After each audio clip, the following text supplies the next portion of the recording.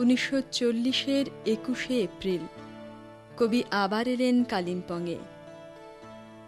কিন্তু এবারের আশা যেন অন্যরকম। প্রিয়জনের মৃত্যুবিচ্ছেদ পার হয়ে আসা। কালিম্পংয়ে আসার আগেই পেয়েছেন প্রিয় বন্ধু দীনবন্ধু অ্যান্ড্রুজের মৃত্যু সংবাদ।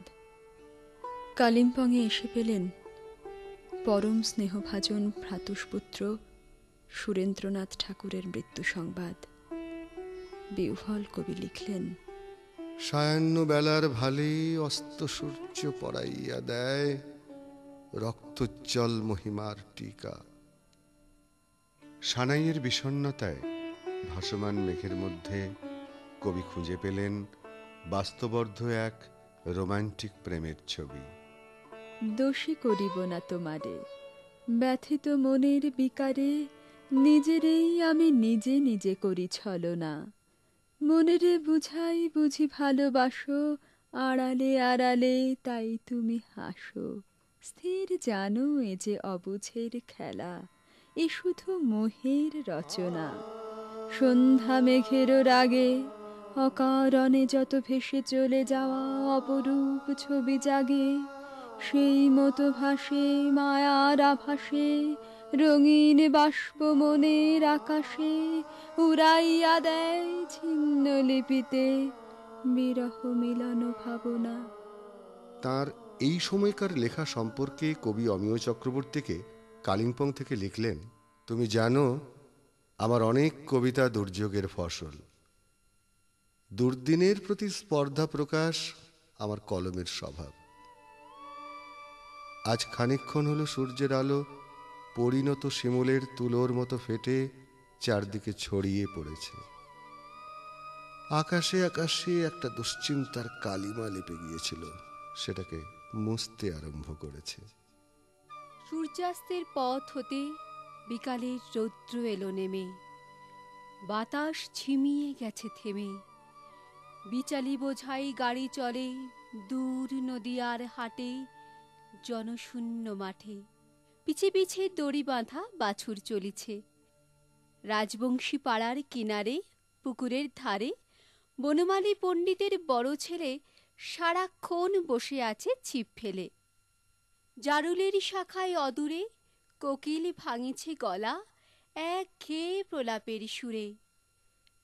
টেলিগ্রাম এলো সেই ক্ষণে, ফিনল্যান্ড চূর্ণ হলো সোভিয়েট বোমার বর্ষণে।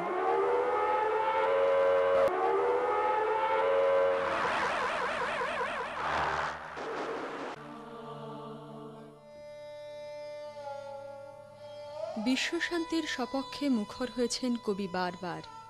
তাঁর আশা, আগামী দিনে আমেরিকা যদি শান্তি রক্ষার দায়িত্ব নেয়।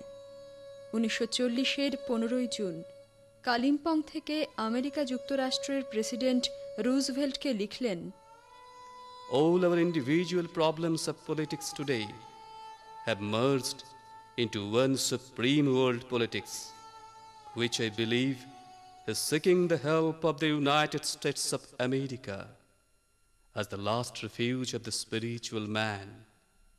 And these few lines of mine merely convey my hope, even if unnecessary, that she will not fail her mission to stand against the universal disaster that appears so imminent.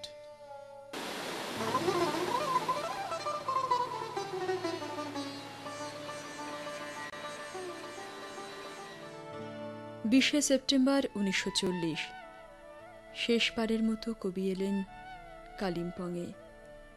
আসার আগে কলকাতা থেকে কবি অমিয় চক্রবর্তীকে লিখলেন, ভারতবর্ষে এমন কোনো জায়গা নেই যেখানে পালিয়ে থাকা যায়। ভিতরের যন্ত্রগুলো কোথাও কোথাও বিকল হয়ে গেছে। বিধান রায় কালিম্পংয়ে যেতে নিষেধ করেছিলেন। মন বিশ্রামের জন্য এমন ব্যাকুল হয়েছে যে তার নিষেধ মানা সম্ভব হল না। চললুম আজ কালিম্পং।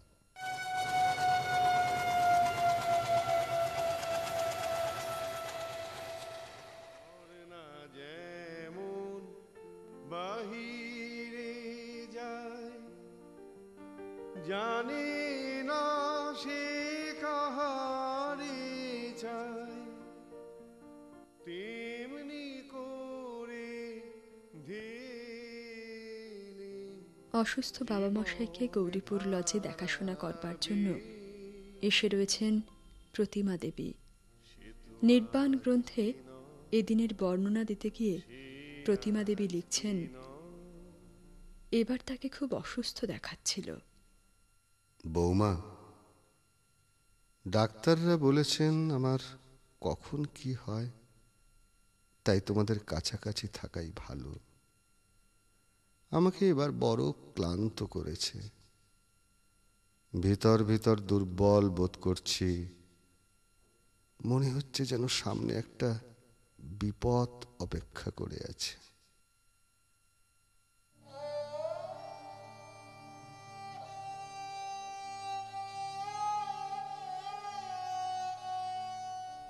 সেপ্টেম্বর 1940। সেদিন বিকেলে ঘনিয়ে এলো সেই বিপদ। গুরুতর অসুস্থ হয়ে পড়লেন কবি।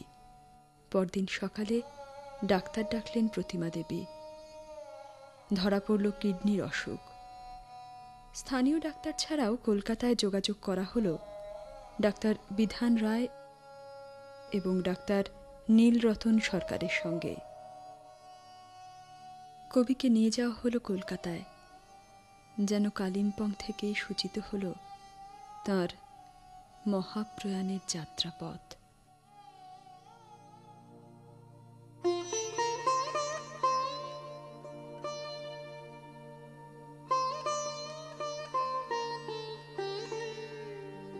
রবীন্দ্র প্রয়াণের পর পিতা কবির শেষ ইচ্ছাতেই পুত্র রথীন্দ্রনাথ ও পুত্রবধূ প্রতিমা দেবী 1350 বঙ্গাব্দের 22 শ্রাবণ কালিম্পংয়ে নির্মাণ করলেন চিত্রভানু। কালিম্পং নিয়ে তার শেষ লেখায় যেন আজও এখানেই জাগেন তিনি, আমাদের সকলেরই নিভৃত প্রাণের দেবতা রবীন্দ্রনাথ।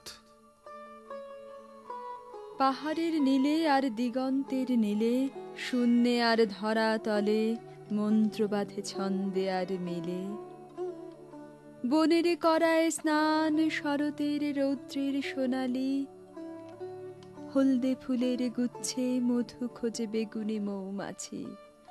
মাঝখানে আমি আছি, চৌদিকে আকাশ তাই দিতেছে নিঃশব্দ করতালি।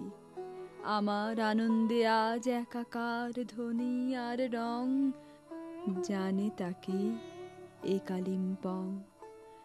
ভাণ্ডারে সঞ্চিত করে পর্বত শিখর, অন্তহীন যুগ যুগান্তর।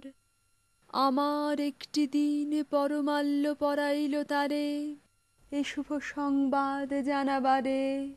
অন্তরিক্ষে দূর হতে দূরে অনাগত সুরে, প্রভাতে সোনার ঘণ্টা বাজে ঢং ঢং। শুনেছে কি এ কালিম্পং? কবে আমি বাহির হলে তোমারি গান গে, সে তো আজকে নয়, সে আজকে নয়। ভুলে গেছি কবে থেকে আসছি তোমায় চেয়ে, সে তো আজকে নয়, সে আজকে নয়। ঝর্ণা যেমন বাহিরে যায়, জানে না সে কাহারে চায়,